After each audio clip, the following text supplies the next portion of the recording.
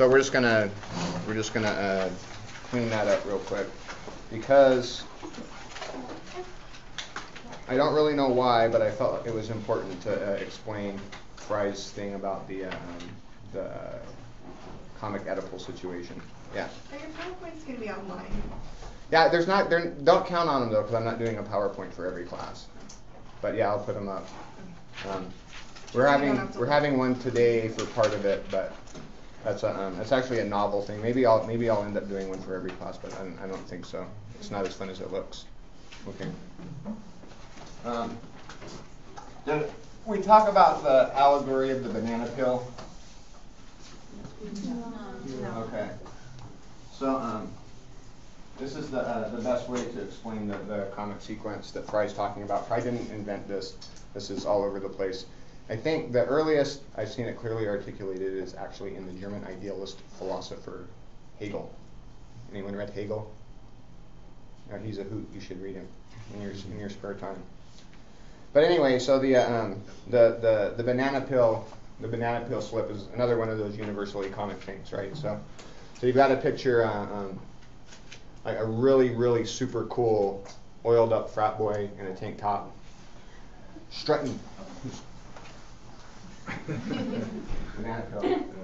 Whoosh. Good. Funny, right? Why is that funny? He looks like an idiot. Yeah. So we get. Here's my if you have a different interpretation. My theory is that he thinks that because if somebody's just normally walking, like you see an old guy, well, that's a different. You just see like just a regular person, just a guy walking. The surprise. Yeah, so it's the surprise, but I think it's funnier with the oiled up muscle guy than just say like an average me. You know, like I go and I trip and I fall down and you sort of expect it. I just look like the kind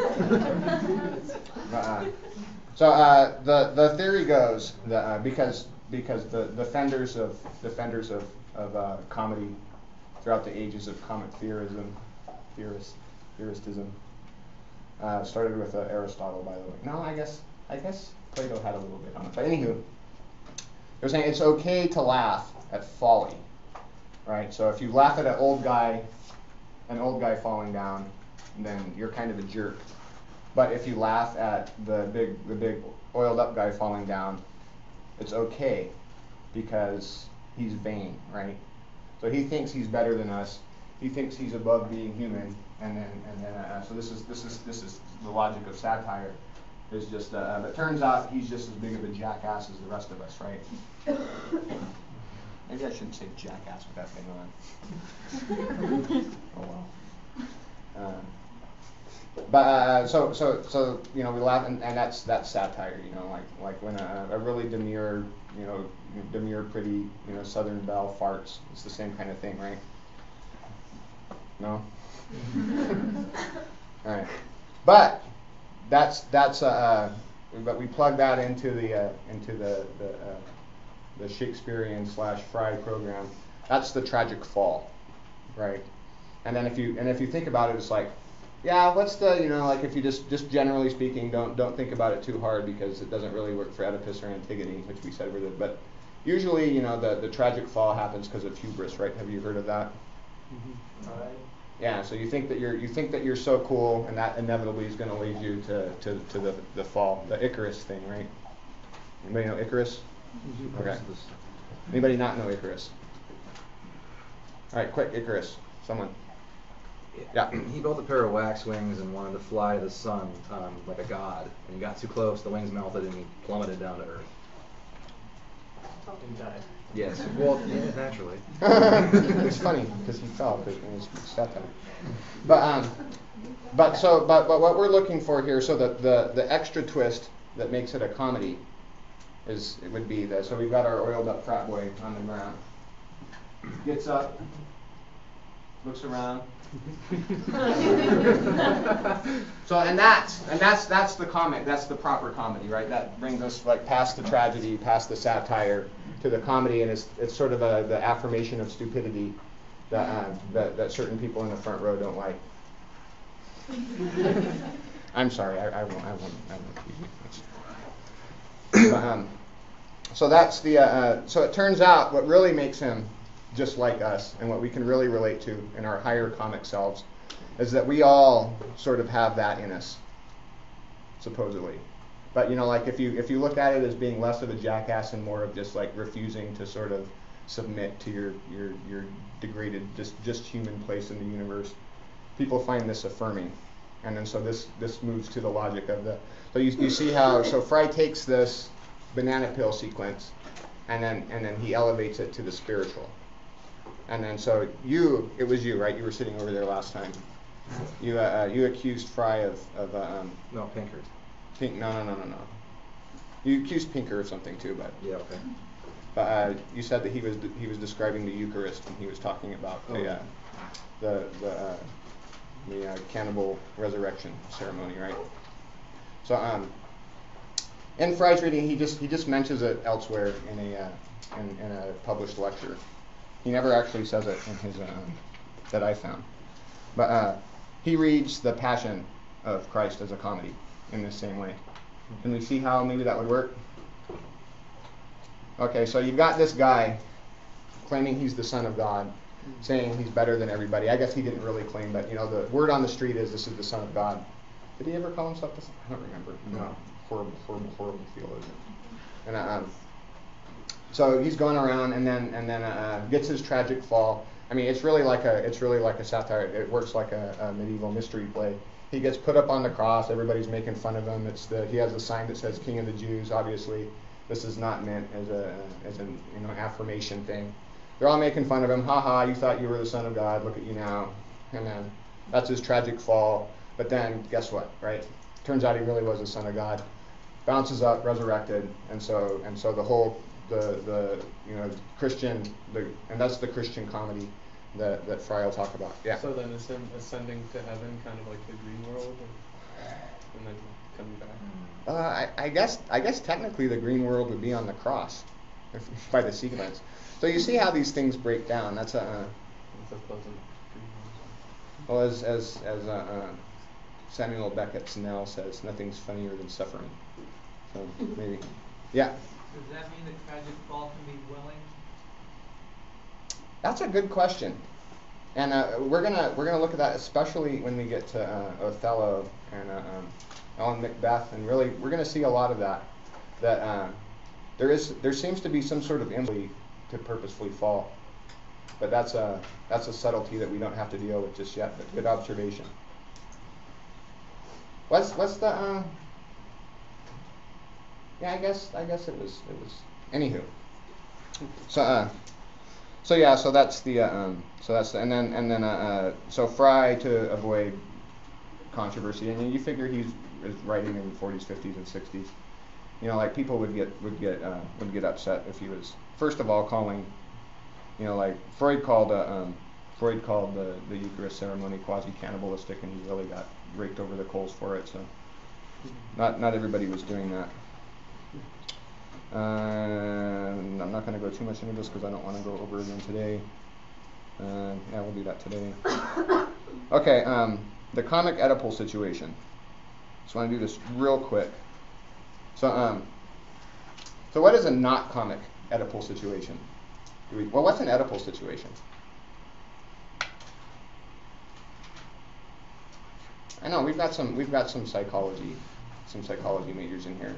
You go over this for like 15 minutes in Psych 101. Yeah. Isn't this like the person that you could potentially date or marry? Like without knowing it, you like see your mom or something in them. And Yeah, that's a consequence that people think. But so the Oedipal situation is just so you've got the Oedipal triangle is you've got daddy, mommy, and baby, son. We won't get into the female version of this because you think this is crazy. So I've got a whole spiel, and I could take the whole time to this, but we'll make it short and sweet. So the idea is that the baby loves mommy, right? And then so you picture and really let's not put too fine a point upon it. The baby. Does anybody know any babies?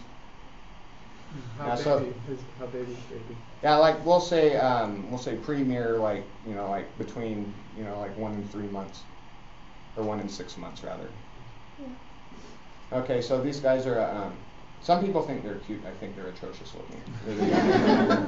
I even think baby snakes are cute, but I like puppies, hamsters, but they're just bald and they're fat and they don't look good. I don't know. But anyway, so they sort of can't differentiate the world largely. They're doing some tests in psychology, so you psychologists might call me out on this because they can.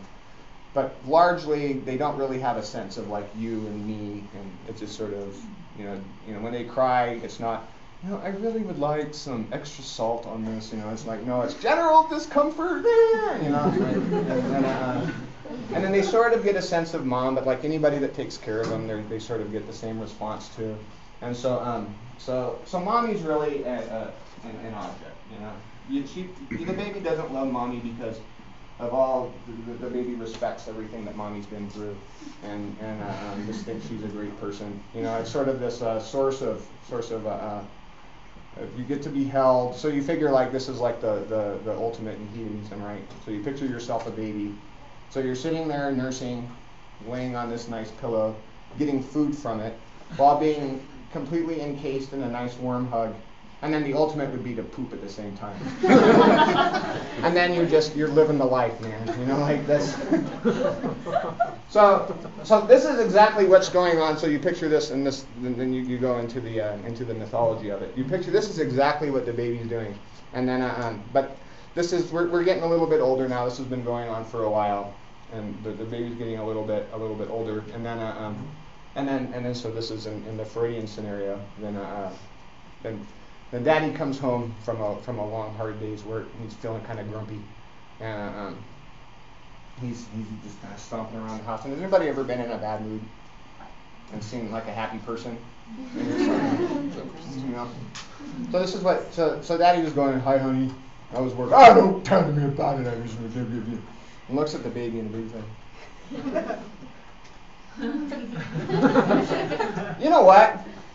No. So this is the primordial no of the law. So bam, like you get removed from the breast, and then this is a lot of interesting things happen here. So one is who your enemy in life is, right? It might not be, you might grow to love and respect your father, but this thing that he does that took away your thing, right, is you're never really going to forgive him. So, you can be a law-abiding citizen, but like most people, if you give them a chance to be naughty, they'll be naughty one way or the other, right? And it's also the birth of actual, desire, right? Because babies have wants and babies have needs, but they don't really, you just cry, and then the baby might not have any idea what's wrong. So you try feeding the baby, change the baby's diaper, rub the baby's ears, whatever's done with babies.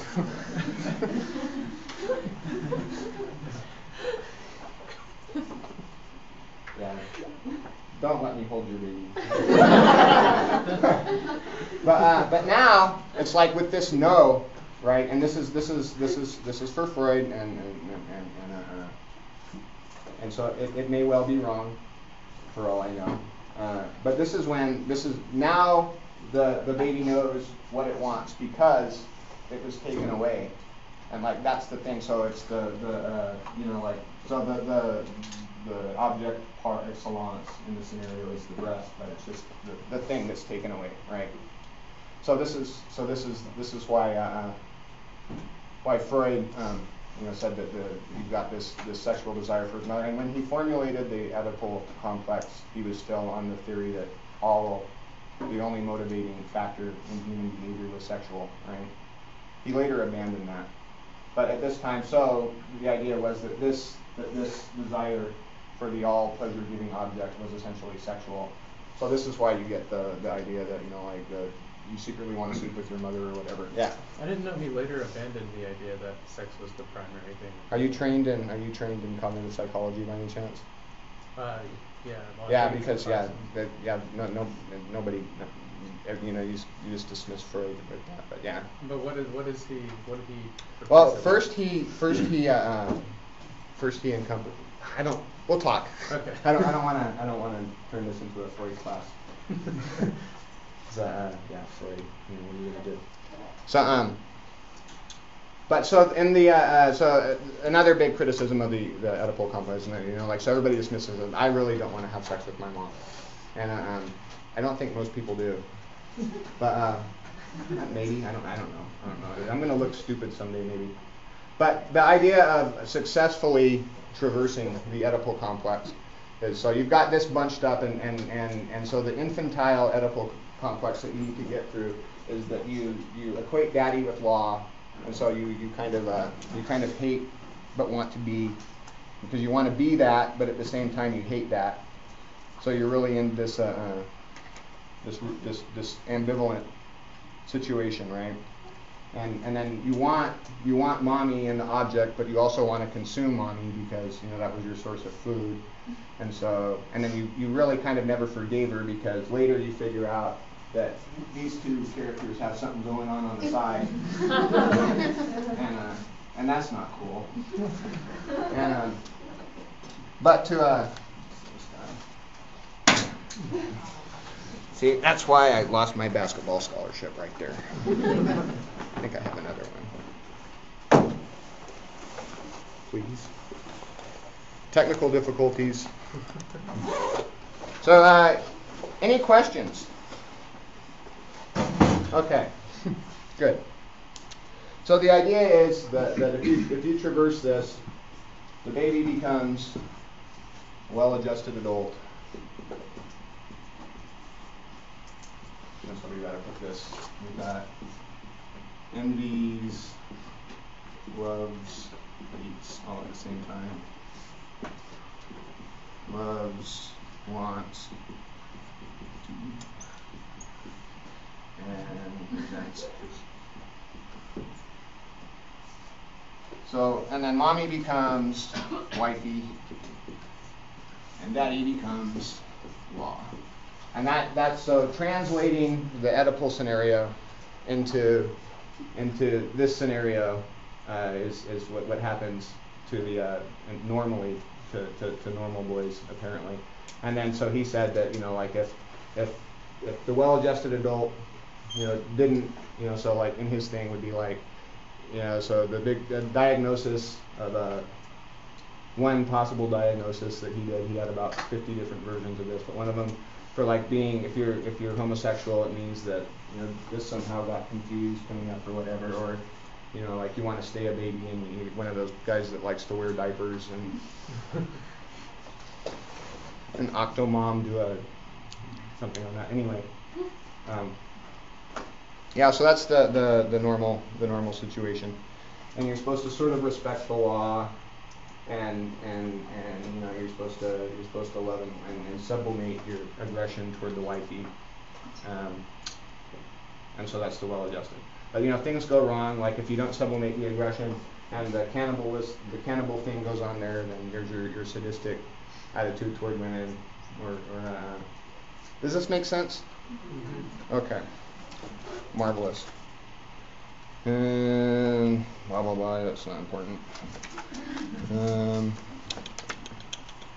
Yeah, we're just gonna kind of blow through this. So let's get to so what's going on in Shakespeare?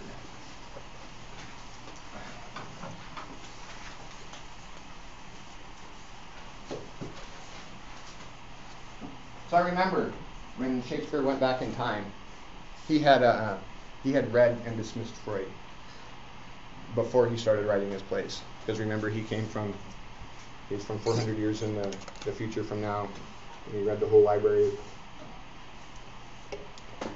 And he knew stuff that we don't even know yet. But so let's take the situation of that we see in Midsummer Night's Dream. So we start off with who's in the daddy/law position in Midsummer Night's Dream? Okay, so he's the father that we see, But he's got a problem, right? So he sort of fails. No? Because, all right, so picture this. All right, so say Obama's in town, you know, to give a speech, and you know, I'm 10 years in the future. I have a daughter that's not doing what I say. She's like not coming home on time for their curfew, and I go to Obama, you know, except Obama's a king, okay? I'm like, hey man, can you tell my daughter to please come home on time? Does that mean that I'm a good, strong father that's pulling up my? There's a problem with the father function, right? Mm-hmm. So we've got this doubling at least. So we have Theseus up here too, and then, so this is impotent, and this is, well, we'll see. I'll put a question mark. All right, and then so the mother per se doesn't show up, but who's the what's the object? The object of desire type thing. And don't think, Garber, let's not get to the Indian boy yet. So who's the mom replacement? Who's the boob? So we got Hermia. But we also have Helena, right?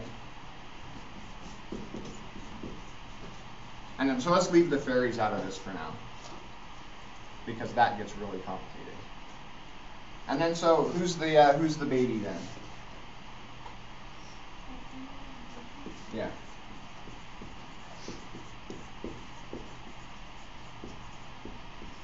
Okay. So we've already got everything kind of doubled, and there's all these problems, right? Because they both want her, and he's repulsed by her. So this, I wish I could have wrapped that up. So that's just part of the relationship with the object he keeps toward her, but wants her, and you get and he used to be into her, right? And then something happened, and then he doesn't. Not only does he not want her anymore, she disgusts him. And then, so these guys are kind of on his side, but so you got to where. Wasn't in one when they talk about the difference when Lysander talks about the difference between he and Demetrius? What was it? Lysander was more like a little bit. He says not less, right? So and then we'll see this with them too. It turns out that objectively speaking, they're a wash. So who wants who in the situation isn't it's more complicated. And we'll get into probably not this diagram more, but this is a good way to because these guys are always going to be rivals, and these ones may or may not be rivals. I mean, they'll be sort of de facto rivals, but these ones are going to have this love-hate relationship with themselves, between themselves, and oftentimes the people in this position will. I mean, one thing that's a good reason to do Two Gentlemen of Verona first is you would see that normally what happens is when one of these guys, so these guys would be best friends normally, and then one of them would fall in love with, you know, in Two Gentlemen of Verona it's Sylvia. So there's two guys, there's Proteus and Valentine falls in love with Sylvia and really hypes Sylvia up to the point where he talks so good about her that then Proteus wants her, and Proteus dumps his girlfriend, and then they get in a big fight, and then Proteus tries to rape Sylvia in one of the early disturbing moments in Shakespearean comedy, and so but Valentine sees him, stops him, but then what does he do? Because the main deal is trying to reconcile this, and he says, well, you can have her. Romantic. Of course, he doesn't take her because it turns out that gift giving is actually an act of aggression. Have you ever noticed that? Do you have like a crazy aunt that gives you like gifts that you can never recompense, and she just holds it above you? Well, think about it. Next time somebody gives you a good present, consider it an act of aggression. It's a way to control you. So is this helping at all? Maybe no. All right. Well, we'll get back to it maybe. Kind of take a flash screen in your head of it, because it can help you. It can help you sort of orient the plays, because you'll see that this is Iago and Othello and you know, Perdita, and well, you'll see it. And it's always sort of in that situation. So it's just kind of this implicit doubling of the Oedipal situation, which really complicates everything. And something that, yeah. All right. Clear your head of all that. These lights. Nope. Nope. What did that do? Nothing. There we go.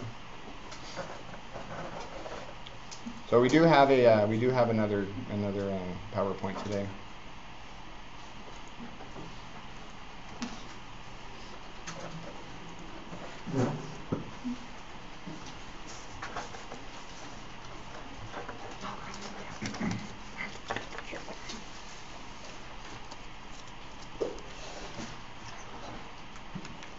That wasn't worth it. Next time I go over and don't get to Oedipus, I'm just going to keep it be.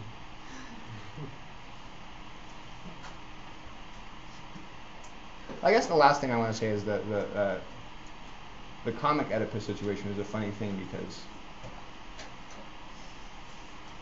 it seems like it's already comic. Like what Fry says is the comic Oedipus situation is that the comic character actually gets the mother. But that's exactly what made the Oedipus tragedy a tragedy, right? Mm-hmm. So why would actually getting, because it seems to me the comedy would be not getting the mother, like getting somebody else and like successfully taking the mother out of the equation. You see what I'm saying? Because like actually killing your dad and having kids with your mom. I mean, I guess it's funny. All right, Midsummer Man. Oh, it took away my fonts. So, such shaping fantasies that apprehends more than cool reason ever comprehends. So, this is something that's big in comedies and especially in Midsummer Night's Dream, is this idea that that we're not actually reasoning beings, right? We'll see reason pop up, but reason has this kind of after the fact kind of existence that we operate off these myriad desires and impulses and compulsive behaviors, and we don't really understand it. And then somebody says, "Well, why did you do this?" And then you think of something, and that's reason. Reason in the sense of I'm giving reasons for. There's a certain kind of catastrophic epilepsy that some people have, and the only way that you can treat it is to separate the two hemispheres of the brain. And these people, their brain hemispheres are separated, and they do pretty well. They can just do some neat tricks though. Like they can draw a triangle with their left hand and a circle with their right at the same time. You can try to do that; it's really hard. And but it turns out that only the left side of the neocortex interprets information in a certain way. So you split their vision, and you have them do an association exercise, and you give them a picture of say the classic one has something to do with what's something to do with chickens? Eggs. All right. So there's eggs on this side, and there's like a winter scene on this side. All right, flip them. And then so they've got to pick something that has that's associated with it. So on the egg side, they pick a chicken, and on the winter scene with all the snow side, they pick a snow shovel, right? And then you take the blind away and say, well, why did you pick the shovel? Because they don't remember seeing the snow scene or the shovel for that matter. It just operates on what David Eagleman calls zombie drives. And I love that term. And then so what they do is they're not lying. And you say, why did you pick the shovel? Oh, to clean out the chicken poop from the chicken coop. So it's just this after the fact reasoning so it's really we'll talk more about that too when we get to the part in the play. But that's sort of the kind of guiding thesis of Midsummer Night's Dream. So it has to do with Midsummer May rites. You know a little bit about this.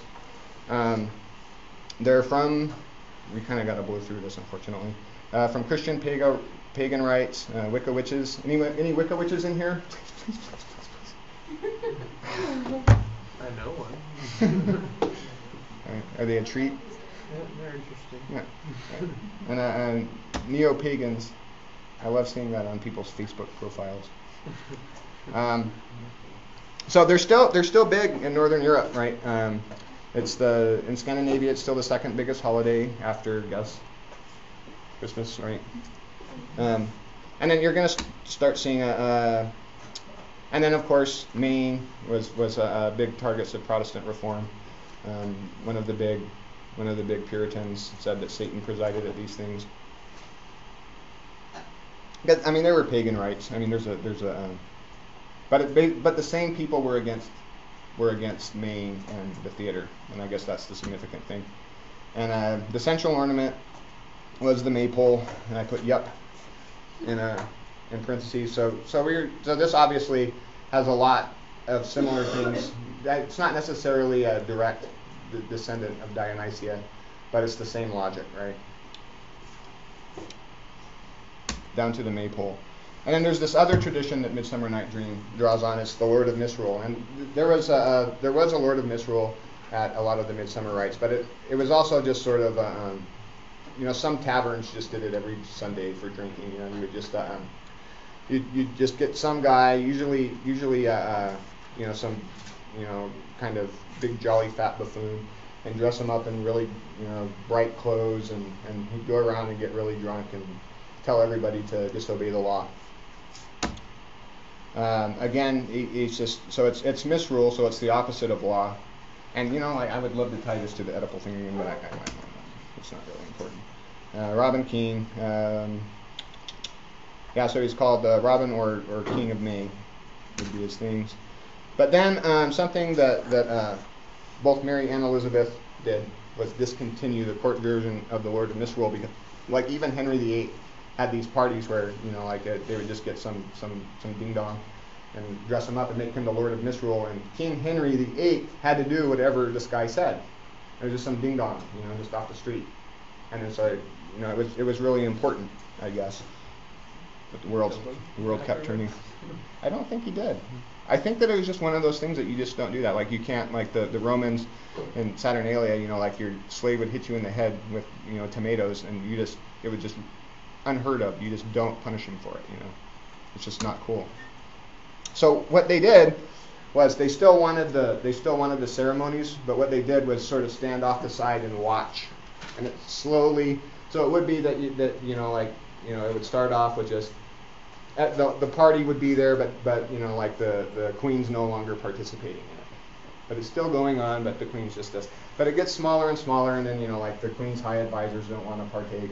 And then so the party gets compressed on the stage. And so and then it just turns into these masks, plays, and theatrical displays. And C.L. Barber, who I'm quoting here, Garber uses them a lot too. He's sort of the guy on Midsummer Night's Dream. So there's this detached holiday freedom. It's freedom in a cage. And Midsummer's Night Dream is sort of a direct. This play in particular. All right, so it follows the logic of a May game, and as all comedies kind of do, the green world. Because what would happen in the May game is you'd start off in the town, and you'd sort of go out into the country, the green world, where you can kind of frolic and everything. And this is deep rooted in rural culture, especially, and most of the people even in London at the time, besides the nobles, were rooted in rural culture, and this is sort of a ground up phenomenon. So one other reason that so much action happens, and there's so many songs and poems dedicated to spring and love, because they didn't have their own bedrooms and stuff in medieval England or medieval Europe, and it was really cold outside. So usually if you wanted to if you wanted to have especially illicit sex, which happened all the time incidentally in the good old days. You know, most of it just takes place outside, you know, like down by the creek or on I guess a very mossy rock or something. And this I don't know, I myself have never tried it, but I imagine in the English winter, the pelting sleet, that this is not really that fun of a thing to do. So when it starts warming up, you start getting excited, and you get to go out and play outside. So that's part of the. So Barber suggests that that Oberon functions as the making because he's not impotent. He's very potent, but he's not a real.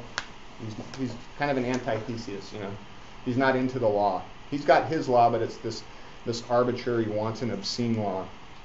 And Titania, the summer lady, so they would, you know, along with the Lord of Misrule, they would have the summer lady and make her the queen of the festivities, and so you just dress up some country lass, and then the jester, of course, you saw in the picture of the photo that he had up, that the Lord of Misrule had his little jester with him, and that was just kind of his little henchman enforcer.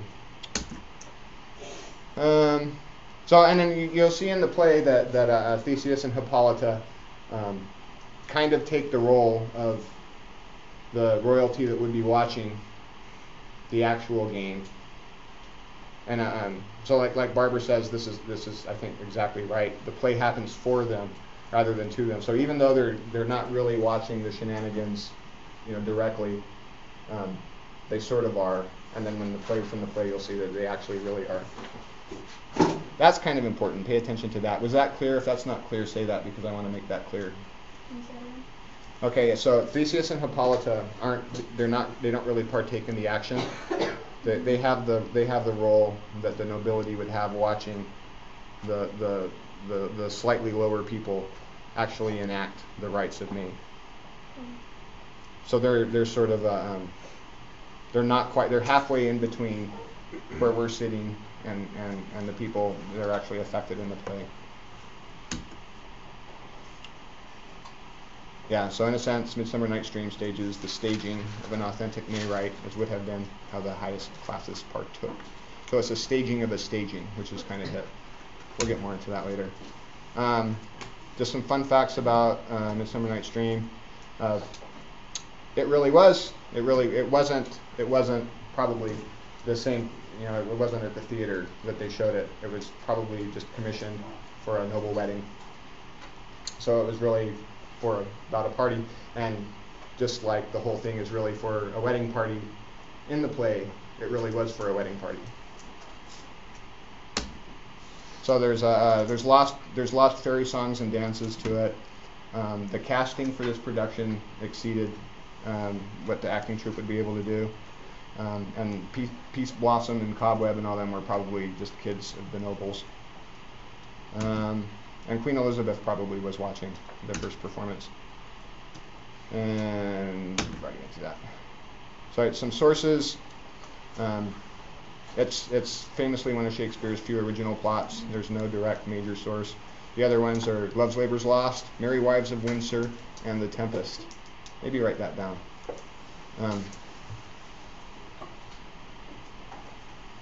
But there's lots of minor sources. The first one, because I forgot to put it on here and it occurred to me when I was walking over, is the so write this down because it won't be on the slides. The Knight's Tale of Chaucer's. Anyone read Chaucer? So Knight's Tale. So it starts off with Theseus and Hippolyta, and something similar happens. It doesn't turn out happily because one of the equivalent of Lysander. You think that he's more Lysander than me. The equivalent of Lysander gets killed.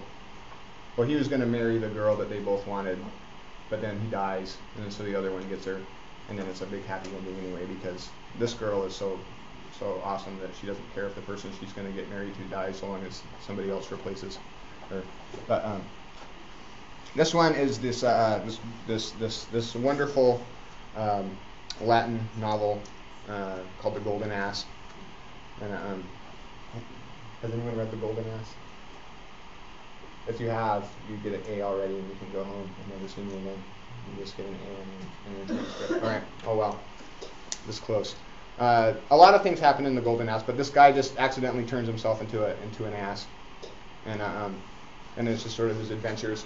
But there's one specific adventure of this crazy lady. He's a sideshow guy because he can do all these things that asses normally can't do, and this crazy lady, is really into him, so pays his handler for sexual access to him, and then you find out that she'd killed her husband in a jealous rage, and tells her the story, and she has sex with the donkey.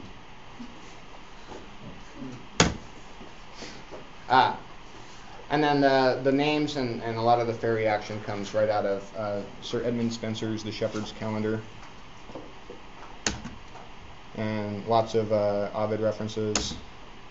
And this was a good point. This is something I just encountered recently that I was like, oh, that's a good point. And it doesn't happen very often. But it's got a lot of elements from Titus Andronicus. Seneca did these really like horror, like really gross, gory, over the top tragedies of things like people taking revenge on people by chopping up their kids and serving it to them in pies and telling them afterwards, like chopping off. There's lots of chopping and stuff, but because you'll see Helena is really you'll see she's really messed up. Like it's sort of scary messed up. Masochistic. Are you okay with masochistic? I'm a little uncomfortable with that. Me too. Yeah. I mean, play masochistic's one thing, but like the real deal is sort of disturbing. So, faster. Combines Greek mythology with English folklore. So, and comic conventions. As always, Shakespeare takes lead with the fantasy. So Theseus. Okay. So first thing I want to say is Shakespeare's Theseus was from one source mainly, well, Chaucer, and then one other source. So we'll talk about what his version of the story was, but I just want to tell you what the kind of cat that Theseus was. So first of all, mommy issues galore. First of all, his mom on her wedding night snuck out of the bridal chamber and snuck over to have a quickie with Poseidon. Who is, anybody know who Poseidon is? Yeah. And so, to split the difference, he had two fathers. And apparently this works with because the biology is a different thing with the gods. And so he famously cleaned up the monster and robber infested road to Athens. And then when he gets to Athens with his father, his stepmother, the sorceress Medea, who's poor thing, she's got a tragic story of her own, keeps trying to kill him. So you go from one mom that cheats on your dad on your wedding night and gives you two dads, and then your stepmom keeps trying to kill you because she wants her son to be the heir. Defeated famous monsters, Marathon Bull, Minotaur, and the meanest centaur ever. But then his love life. This is bad. So Perigenea's father. So he goes and murders her father, and then she's running while he's slaughtering her family. And she runs and hides in an asparagus patch. And he's like, oh, don't worry, come on, I'll take care of you. This was just between me and your dad. So she comes out trembling, and then so he brutally rapes her, gets her pregnant, abandons her. Hell of a guy. Something similar happened. I couldn't find the source myth on Eagles. And then his famous one was Ariadne. This was the Minotaur. You probably heard some version of this. She gives him the ball of yarn or whatever to help him out. So she totally screws over her father to get alienated from her whole family to help this guy. And then he's like, oh yeah, come with me. You've totally ruined everything. But she was just head over heels in love with him. And then they go and spend the night on an island on their getaway. And while she's asleep, he sneaks off and sails away. And so she's stuck, completely alienated from her family, and on Naxos, which is this, with all of these like crazy party guys, and nobody to protect her. This super pretty noble girl that's never done anything in her life. So it's a hell of a guy. Gets better. You've all heard of Helen of Troy, right? Well, Helen of Troy had some experiences before the famous thing. Theseus and his buddy decided they were both going to. They kind of flipped a coin on who was gonna get. I think it was Persephone, and then who was going to get Helen, because they really wanted to sleep with the child of Zeus. Helen, unfortunately, was like 9 years old at the time, but hey, he's Theseus, so why not? Goes and kidnaps her and keeps her as a sex slave for a few years before she's able to escape. And then, you know a little bit about this. After his marriage with Hippolyta, he falls in love with Phaedra, and then you heard about what happens there. That's a good picture. Yeah, so he refuses to have sex with her. She accuses him of trying to rape her. So then Theseus kills him. This is the version that I heard, the kind of the easier to summarize version. So Theseus kills him, feels really bad about it, and she feels bad about it too, kills herself. And then Theseus's end finally, he just, the whims of the population, they decide they don't like him anymore, so some guy named Lycomedes throws him off a cliff, and that's the end of Theseus. 4 minutes. Hippolyta, Queen of the Amazons. Well, actually, it doesn't matter. I was going to talk about that, but it doesn't matter. And there's two major versions, and you can't seem to reconcile them, and nobody seems to try. Hercules' ninth labor, you've heard of Hercules, I'm sure. His famous ninth labor was to steal her girdle, so he did that and killed her. Miraculously, Theseus abducts her, and then so the hopeful, and there are extant versions of this, and Shakespeare's version that he used sort of hints at this, a hope that maybe she eloped with Theseus instead of actually, being actually abducted at sword point. But by far, most versions of her have her being abducted against her will. This is kind of important. There's two big fairy traditions. At the time, fairies were getting smaller, but they weren't the tiny little fairies that we know today.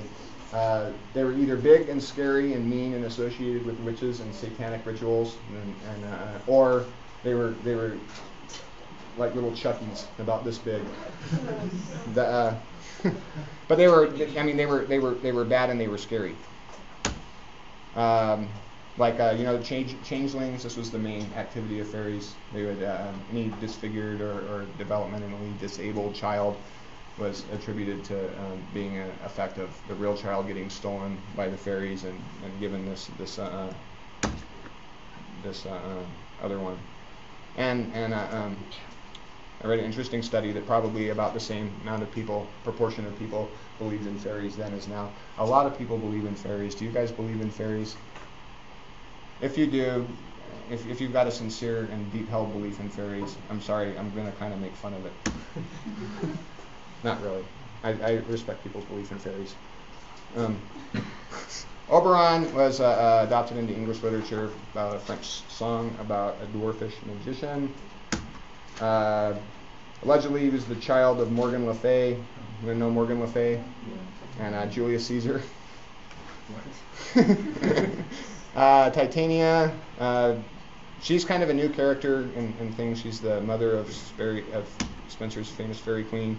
Drives her chariot up sleepers' noses, gives them wish fulfillment dreams, as Mercutio suggests in Romeo and Juliet. And she is the source of herpes and cold sores. Puck, Robin Goodfellow, Puck, you know about this, and so this was probably the first time that Puck was directly associated with the fairies. He was sort of a supernatural, sort of just all-around, national prankster. Just anytime something went wrong, like when our frat boy fell on the banana peel, Puck put the banana peel there. Okay, that's going to have to be it because we're out of time. So all of Midsummer Night's Dream, reading questions, quiz on Wednesday. Sorry about, you won't normally have to ever read a whole play. The holiday throws us off. And it's a short play. It's an easy read. There's lots of rhymes. What's that? Friday's open entire night.